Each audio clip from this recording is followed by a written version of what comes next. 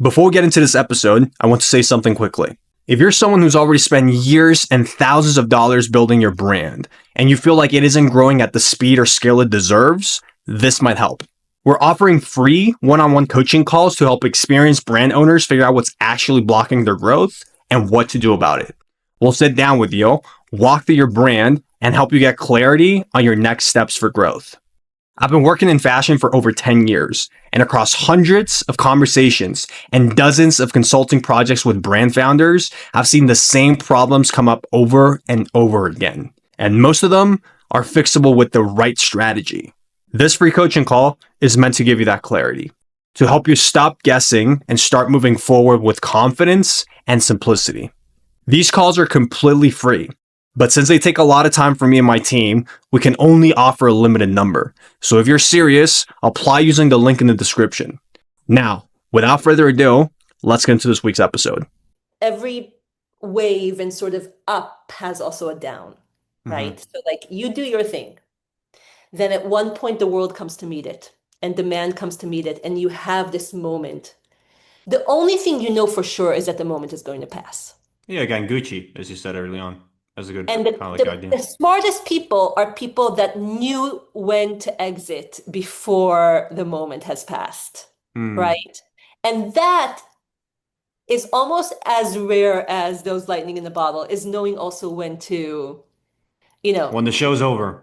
when the show's over. And the only thing you can guarantee is that the show will be over. It might Right. resurrect afterwards, but like depending on, depending on what the long term is, Or but unless you have enough time where you can do both. Unless you have so much time that you could go, you could have like your resurgence period. Also, it's the seasonality, right? Like again, I think goes back to what you were saying before we started recording our conversation, that fashion kind of like wires you to think about life, about business and seasons. yeah. And everything has a summer, everything has a spring, and everything has a winter. And And unfortunately for everything fashion and brands, they then can everything starts going again. Do and you know what everything I mean? starts over. Yeah. And I heard a really I was speaking to this designer who said a really beautiful thing that really stuck with me, and she's an emerging designer with a smaller business, and she said that the to her that's the work, like capital T, capital W of her, is to do the season after season, time after time, and sort of not get burnt out. Hmm.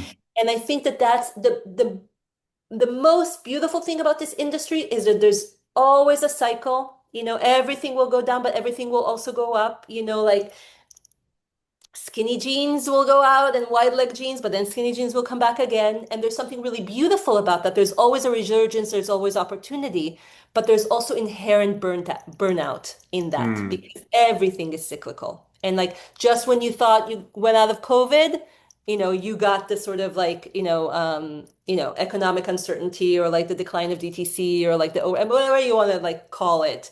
Um, all you know is whatever goes up will come down.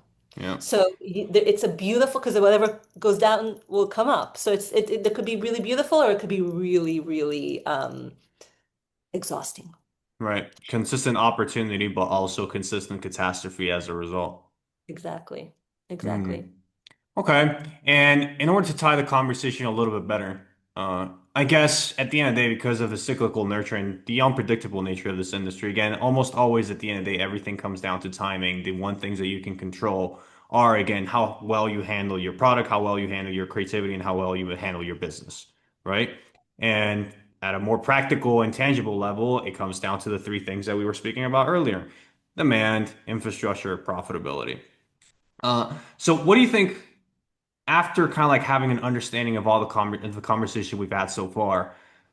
What are the most important questions people should walk out with? Like, is it still like think about those things as a priority, disregarding of what stage you're in? Don't really be concerned about the things that you can't control as much as you should. Just focus on the things that you should, and the things that you can't control are those three things. Or what do you think people like? What do you think if there's something important people should walk away from this conversation? What would that be?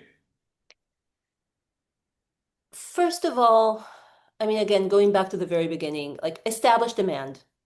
It's not worth your time. Like if like establish a clear bar to knowing whether you have demand for what you're making or you don't. And make that KPI really clear. And if you don't meet it, it's not worth your time. So many people are banging their heads against a wall trying to make something stick that is not there.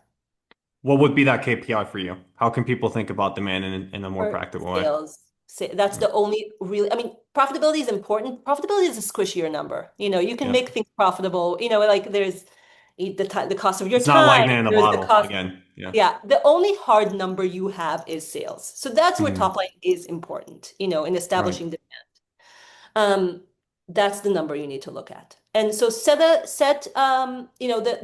basics of the business is sort of like make a little bit of inventory and sell it at Hmm. more than you paid for it. Then make a little bit more inventory and sell that, and then make a little bit more inventory. Okay? Hmm. If you can't get into that, then you don't have a business. So, and I think that to me is the most important thing is that a lot of people are just wasting their time, on something that is not happening. And it doesn't mean that your ideas are not good. It might just be that the timing is wrong and, it's not working right now.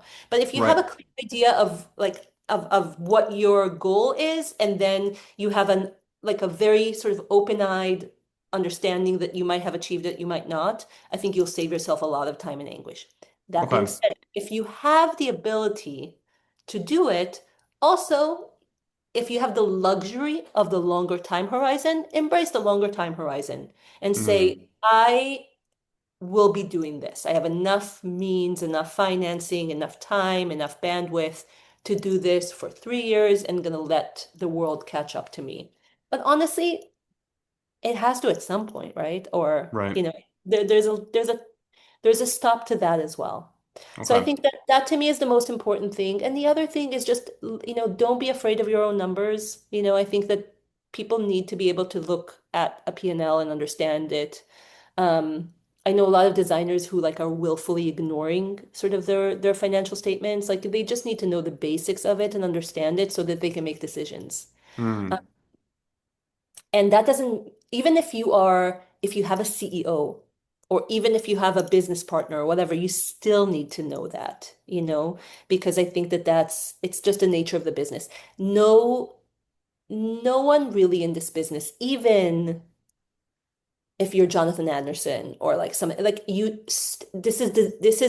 the fashion industry, not, you really need to understand your business as well as your creativity. If this episode resonated with you, and if you're building a real brand, but growth still feels inconsistent, overwhelming, or just not to the scale your brand deserves, we're offering free one-on-one coaching calls. And this call will help you identify exactly what's getting in your way and what to do next.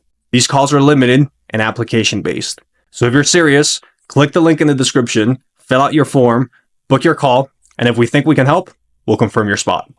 Hope you enjoyed this podcast episode and see you on the next one.